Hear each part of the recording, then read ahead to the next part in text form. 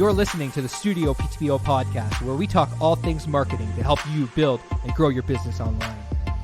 Welcome to the latest episode. Welcome to another episode of the StudioPTBO podcast. We are back, and we're back at it again with another guest. Thank you for tuning in, wherever you're tuning in from, whether it be Facebook, iTunes, Spotify. I want to say thank you so much for your attention. We are really on a mission to help passionate and energetic entrepreneurs with marketing and mindset knowledge to help them build, grow, and scale their business online. And we have a special guest today, a real treat for you. But before we introduce the guest, Neil Morton, my man, what's happening? You doing well? You keeping safe out there? Everything's Cody going well May, for you? Yes, I am, Cody May, partner. Crushing it. We've had a lot of great guests on the podcast recently, and we have another great one today, all the way from Columbus, Ohio. Jay Clouse, welcome to the show. Columbus, eh? Yeah, Columbus. I love the Canadian reference there and the Columbus, eh? Now, Jay actually has, he was telling us in the green room prior to the show, he has connections to Peterborough. Jay, you grew up fishing here in some of your summers.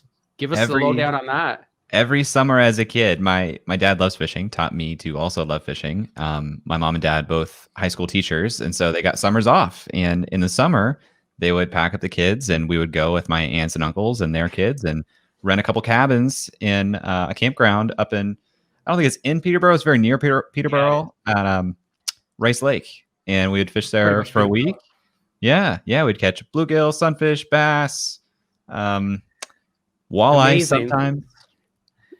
What the best part of that story, like prior to like hearing in the green room, is like you said, like every Saturday, every Sunday, you went into Pizza Hut lunch buffet. Yeah, once per week. That was our lunch. Instead of packing our lunch, we would go to the Pizza Hut in Peterborough and have the lunch buffet and just smash it. They had the dessert pizzas then at the time. It was amazing. So good. Yeah, be honest, that was the highlight, right, Jay? That was the highlight. Yeah. Not the Peterborough Pizza Hut lunch buffet. Yeah. If you're listening to the back of the podcast, we would love you as a sponsor. Hey, Jay, how long a drive was it for Columbus, Ohio?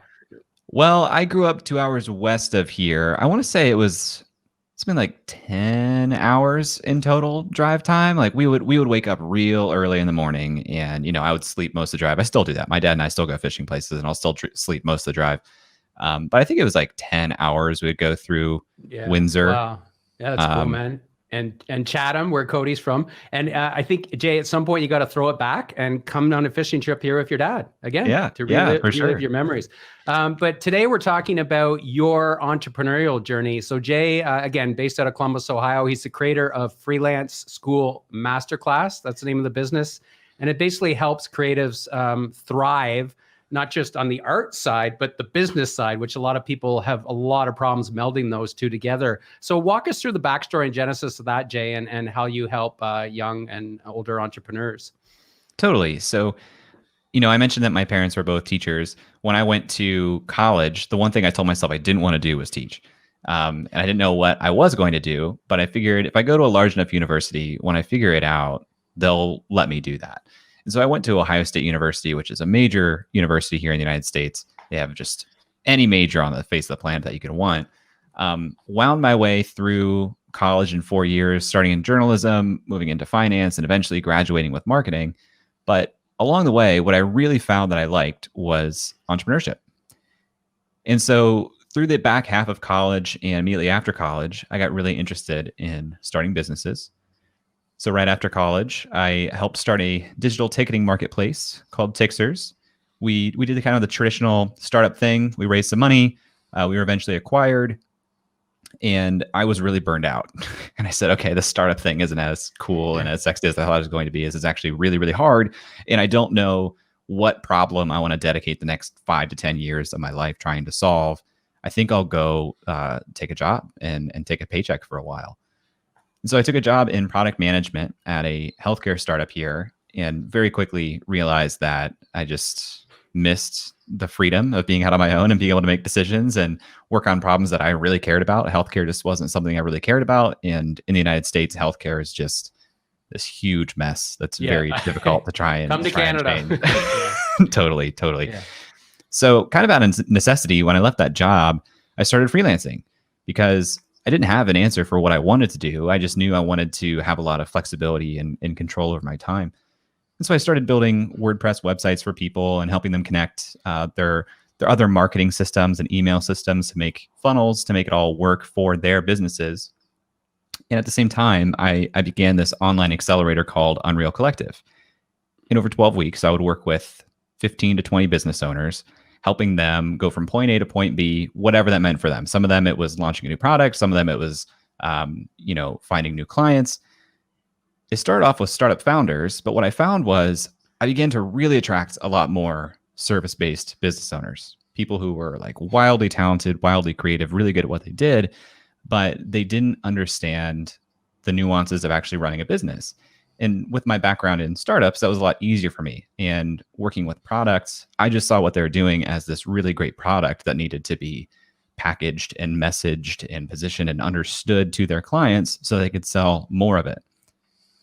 And as I worked with more freelancers, I got an opportunity to work with LinkedIn as well on their learning platform. Cool. And built some curriculum for freelancers, which was the beginning of saying, okay, let me just take all the things that I've learned and I've been helping freelancers with, put it into course curriculum. I call it Freelancing School. And that was the beginning. Man, it's amazing because we, in our community, like of entrepreneurs, we have a lot of creatives. So as I was doing research, I was like, man, I got really fired up about the conversation with you because I think there's so many tactical things that you are doing with Unreal Collective and with Freelance, the Freelance School. So I'm really curious to know, Jay, like when it comes to like top 3 things that you see creative entrepreneurs make mistakes around, like, we've chatted with so many creative entrepreneurs around, like they originally started their business because they are super passionate about this thing, whether it be art, whether it be graphic design, whether it be a, like you said, like, web development, whatever they're doing. What are the top 3 things that you are teaching them that you think that our audience should know, that you need to know in order to be a creative and run a business? Well, let me start with the top one that a lot of things kind of feed into, which is 100% I've had the same experience. The artists and creatives that I talk to, they're drawn to freelancing because they want, like I did, more control over their time, more optionality. They want to carve out time for their own personal projects. But there's almost this belief that business and creativity are antithetical, like they're in complete opposition. But at the same time, if you don't lean into running a business, it's not going to reward you with the time and financial flexibility that you want and the reason that you're drawn to it in the first place. So the biggest mistake that I see people making is that they just are allergic to that and they aren't taking active steps to take control of their business. And that starts with things like a budget. If you're beginning to freelance, you need to know how much it costs you to exist every month. And then you can turn that into a budget to say, what levers can I pull to maybe live a little bit more cheaply? What can I cut out? What can I augment to make this make sense for my lifestyle and the clients that I have right now? They are poor at self-promotion, which is marketing. You have to promote yourself before you expect anybody else to do that. And ultimately, you also need to be comfortable selling yourself to potential clients. Yep. So, it's no surprise that business, sales, marketing, those 3 verticals are the core of the curriculum that I teach, because that is specifically where I see a lot of people falling a little bit short because it's unsexy. It's not the thing people want to think about when they're doing creative work, and I get it. But if you want the business to reward you with the time and flexibility that you set out to have, you need to care about those things. Yeah. And Jay, by the way, you can say shitty on the podcast. I know you're Okay. You are allowed to swear. It's totally, we don't censor guests, but I appreciate your diplomacy there. You were talking about earlier, the whole connotation of freelance, a lot of people just associate with a constant side hustle, right? Constant kind of gig economy. But your goal with freelance is to really empower people to do it for a living, to make a really sustained living at it. How do you fight that negative connotation around freelance and really, build it and sort of reverse engineer that principle and make it empower people, especially now in the times we're in, where a lot more people are pivoting to this sort of full-time gig economy, if you will, during the pandemic? Totally. And I'm not here to necessarily sell anyone on the desire to freelance. Like if you're drawn to that, awesome. A lot of people, find themselves freelancing for different reasons. And a lot of people, like, freelancing is a fairly transient thing. Usually when you're freelancing, it's because you want to have a lot of control of your own time, but your aspirations are actually to build your own more scalable information or digital or physical products to kind of build your way out of selling your time for money. Sometimes people want to take their freelance success and turn that into an agency and build something that's bigger than themselves, have employees, work with bigger clients. Some people do want to freelance for the foreseeable future because that's just what they want to do, and that's great. So to me, I think the first step is really understanding and coming to terms with yourself of what are your ultimate aspirations, because if you don't give yourself the goal line, the finish line, you're never going to know when you're there. And whether freelancing is that goal line or whether it's this in-between state that's going to help you get to the other places, you need to figure that out. Because if it is going to be this transitionary state, then you need to be making sure that you're carving out the time to build towards those other futures and that you are spending time working on your business and not just in your business. Mm-hmm. But freelancing is a really great way to have a ton of control if you do design it to fit your lifestyle. And, I think now is a better time to freelance than ever before. Both because the tooling is super possible, but now like we're all being forced into a world where we're rethinking how work is done, and people are more open to working with freelancers part-time than ever before because even their full-time employees are now decentralized or virtual by design. So it's a really, really good time. But just like anything else, the best time to plant a tree was 25 years ago. The second best time is today. Yeah. It's true for freelancing too. I love that. And what I really felt was really wrapped up in that conversation is like, it reminded me of Frank Kern and his perfect day conversation about what, looking at what your perfect day looks like. And I'm really curious to know like what it looks like when you're working with freelancers, then you're helping them get over the hump, specifically around like the creativity. Like we've talked a lot over the last 2 months about standard operating procedures and building out systems and processes that serve you. Like what are some common systems and procedures that you essentially are teaching freelancers to get over the hump of like, because like it's one thing to say, you need to create a budget, you need to do this. Like what are some key tactics that freelancers can do other than just starting a budget to actually create systems and processes for themselves that give them the time freedom that they need? Yeah, when people finally lean in, they're saying, okay, I guess it's time to focus on systems and processes. I can tell that they're a little hesitant with that too, but it's usually because they've tried to use a system that somebody else pushed on them or said, this is the end all be all system, and it didn't work for them for one reason or the other. So let me preface this by saying, any system that you put in place, any process you put in place should be complementing your workflow and should feel easy to maintain. If you feel like you're spending a lot of time maintaining the system or maintaining the process, then you need to adjust it because it serves you. You don't serve it. But the biggest things that I help people with generally off the bat are time management and task management. Mm-hmm. Time management coming down to, I am surprised how many people still don't use a digital calendar. Like honestly, my digital calendar is my boss. It tells me where to be and what to be doing at pretty much all times because I don't want to be questioning in real time, what should I be spending my time on? Mm-hmm. You need to plan ahead because if you're in real time trying to figure out what is the best thing for me to be spending my time on right now, your resistant, lazy brain is going to find a way to do nothing. So you need to make yesterday's you today's boss. And for me, the best way to do that is planning my week ahead of time, using a digital calendar so that I can, one, if there are external people, stakeholders that I need to speak with, like clients, mm-hmm. that time is plugged in. I'm not going to let them down. But two, I can actually time block the discrete tasks and things I need to get done that week and know visually, okay, this is when that's going to happen. Because if you look at your calendar and you can't see where different things are going to happen so you can serve your clients, so you can build your own business, it won't happen. Yeah. So my biggest combination is a digital calendar and Trello, which is just a Kanban system, super simple. I have different columns for my different clients or buckets of my business. And then on the far left, I have a this week column that pulls in the specific things I need to get done this week. That's what success is measured by this week. and you can put those as time blocks in your calendar if that helps and if you need to. And then I also have a second column between this week and my clients that just says high priority, which is all that burning stuff that's like, I need to do this as quickly as possible, but also not this week. Yeah, Totally. Yeah, I agree. Like automation is a game changer for your business, and Cody, to his credit, has really pushed us in that regard. And it leaves more room, quite frankly, for creativity. It does. Structure actually leads to creativity. So 100%. kudos to you, Jay, for reiterating what we tell entrepreneurs and our clients all the time. Jay, you have not one, but two podcasts.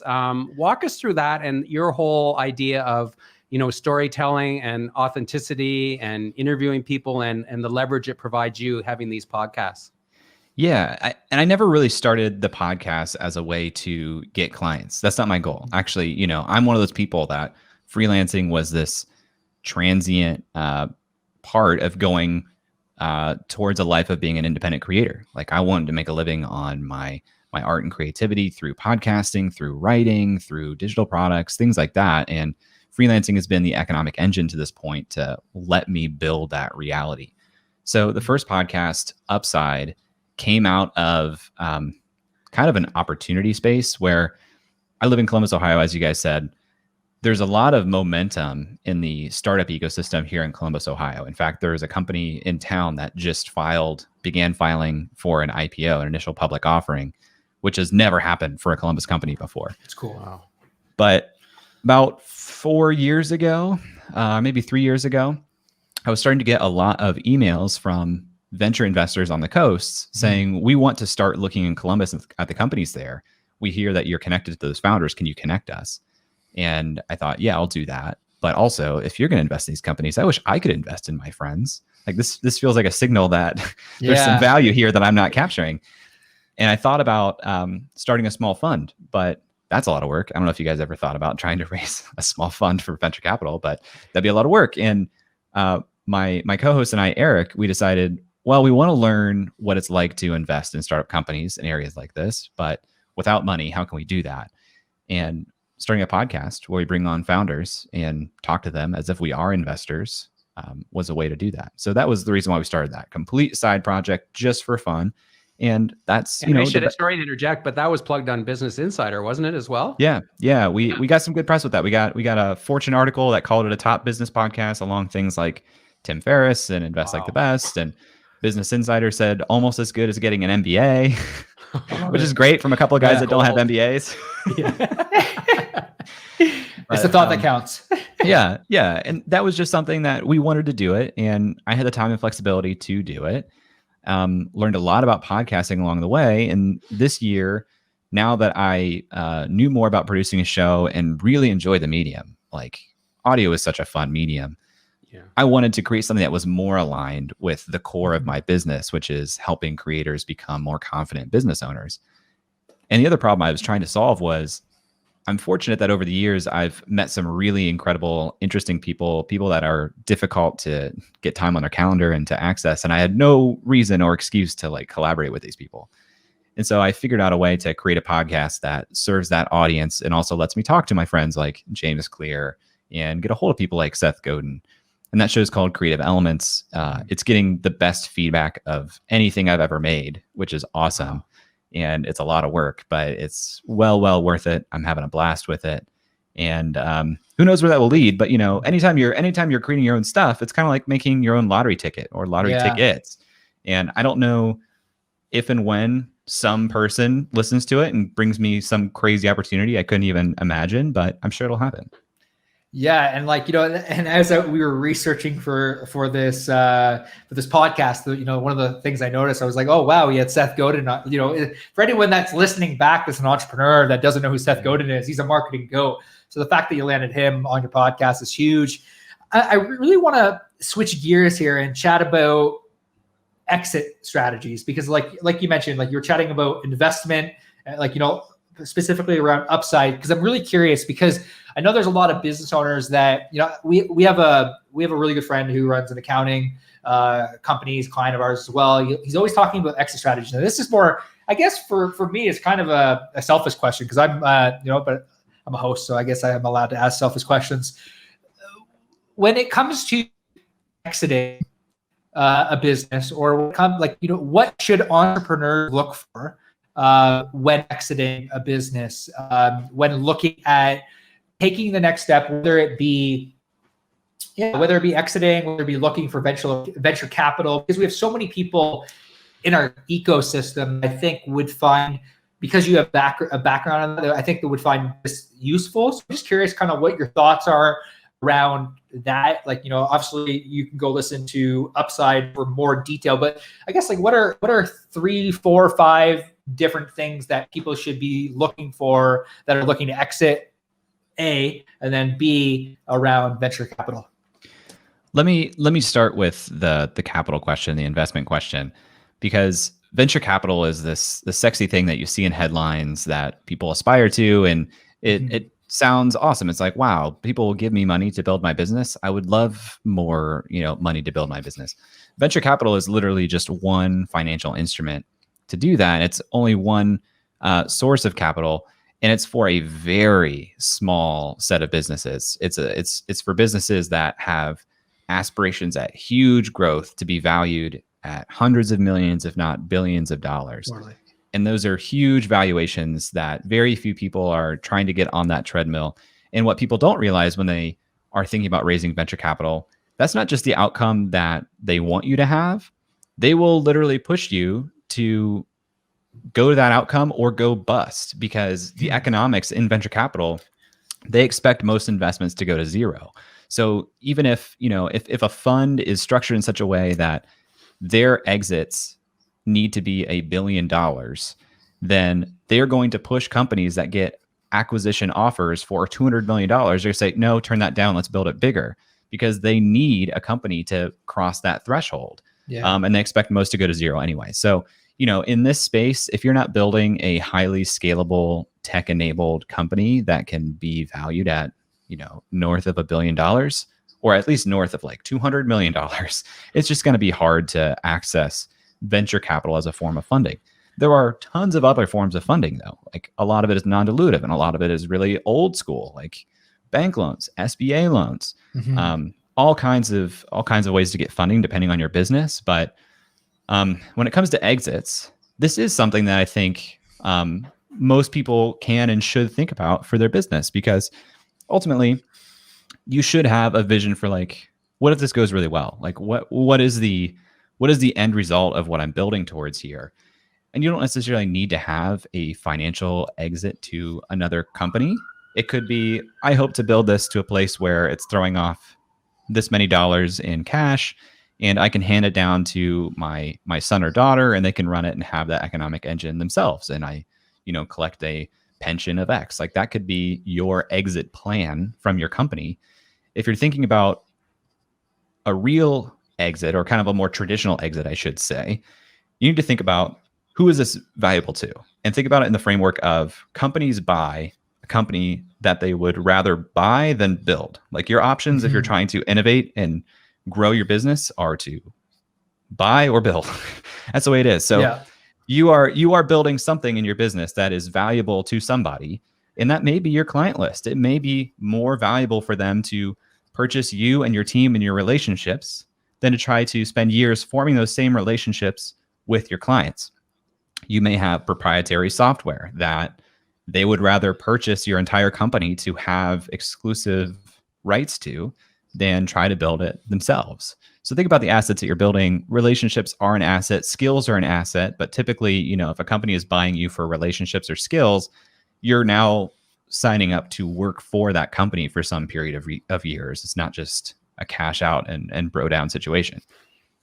Yeah, that's great advice, Jay. And I want to finish up around networking and the value of networking. So, one of the things I told Cody years ago, and I think it's sort of one of the things that changed his life, was I said, network your ass off. And along those lines, when you're freelancing, you're building your network online, but you're also building it within your own community.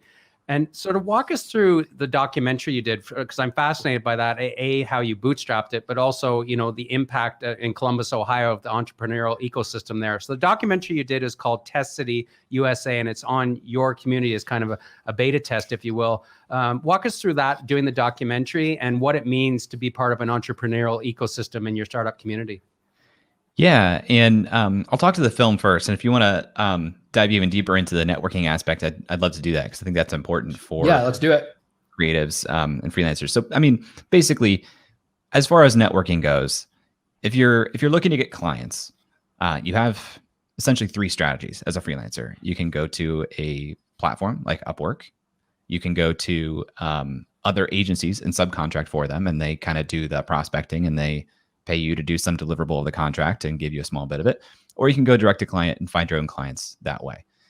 I'm a big proponent of the third. I think that's long-term, the most sustainable and valuable way to build your business. It's also the hardest and it takes the longest because relationships are a long game. And I think too many freelancers go into conversations hoping for and trying to make that conversation turn into a client relationship very, very quickly.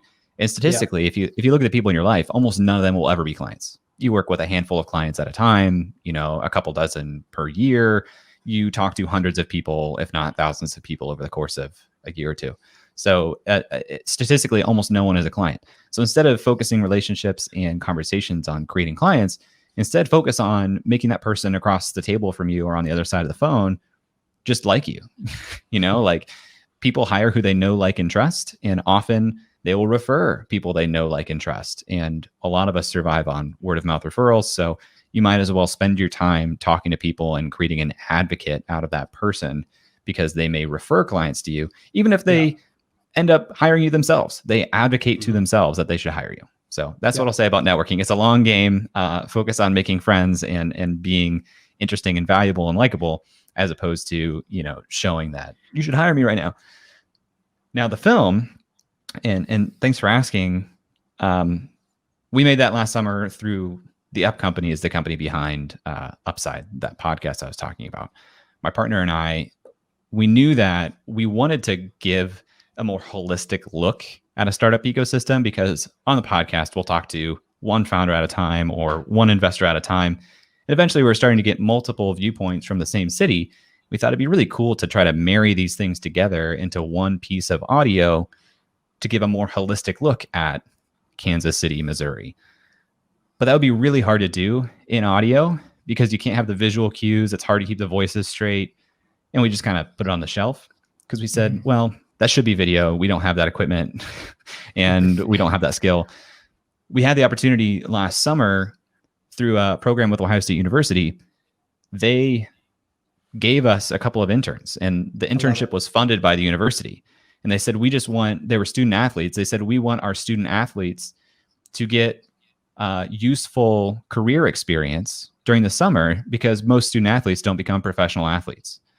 So we were lucky that we pulled this idea off the shelf and said, we would love to make basically a 20-minute prototype of what one of these, we call it state of the ecosystem films, could look like.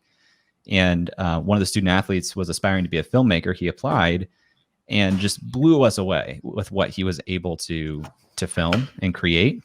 And over the course of about a month and a half, because I was well connected here, I was just asking my friends for favors. Like, could we talk to you for 30 minutes? And those people were like the people you would want to talk to if you're making a documentary about the Columbus, Ohio startup ecosystem. But the film just turned out so much better than we thought. The audio was fantastic.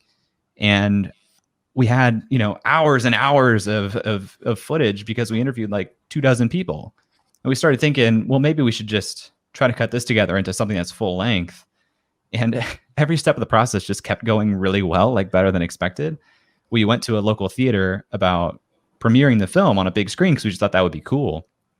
And they told us, they said, well, you can do that, but do you want to submit to film festivals? And we said, I don't know. Do we? And they said, well, the reason we ask is because film festivals won't consider films that have already been publicly theatrically aired. And we're like, oh, that's something we didn't know. And they said, luckily for you, we have a film festival at this theater next month. And we just closed applications. But if you can get me a clip of the movie that's like 45 minutes, I can put it in front of the judges and we'll consider it.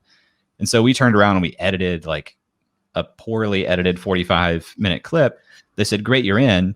And then we spent, 2.5, 3 weeks doing a full edit and getting it ready to air. And it just, you know, if you would have told me, hey, do you want to make a 90-minute documentary this summer? I would say I don't have time for that. Like I can't do that over the course of a summer. But because we went into it not knowing what it's going to be, and we kept finding opportunity, we're like, okay, like I'll just cancel stuff this week and we'll spend 3 hours a day workshopping through this. Yeah. But that all came just because I had already built the relationships in town to ask people, do you have time to talk for 30 minutes the next 2 weeks? Can we come film in your office? Will you sign a release for me? Yeah. We got really lucky.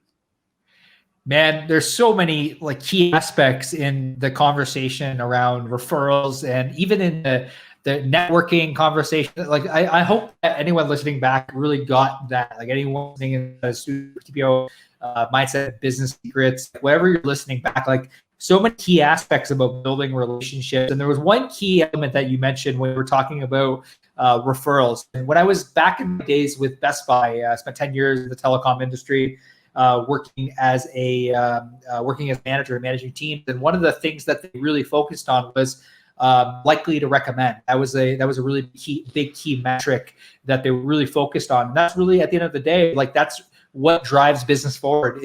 Are the people that you're working with, or the relationships that you build, are they likely to recommend you to other people?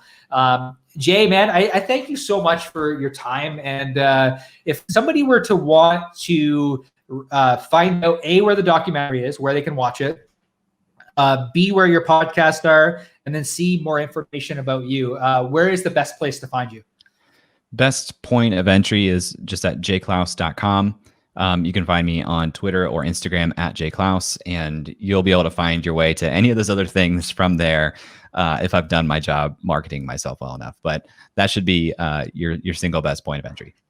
You have a pixel on all your websites. I already checked it out, so you're good there. I'm sure we'll see some Facebook ads pop up here and there. So we're good. We're good to go that way. I always like to check that out. Jay, thank you so much for your time today. Tons of great information. Just thanks for sharing with our community. It really means a lot. And really thank you so much for tuning into another episode of the StudioPTBO podcast. If you're a marketer, if you are a business owner, entrepreneur, you're looking for a community full of entrepreneurs that are looking to grow and scale in the online space, we have a free community on Facebook. Literally just search up StudioPTBO Marketing Mindset and Business Secrets. On Facebook, join the community. There'll be a few questions to kind of enter. Thank you, Jay, for your time. Thank you, Neil, for another great episode. Thank you for tuning into another episode of the StudioPTBO podcast. We'll see you soon.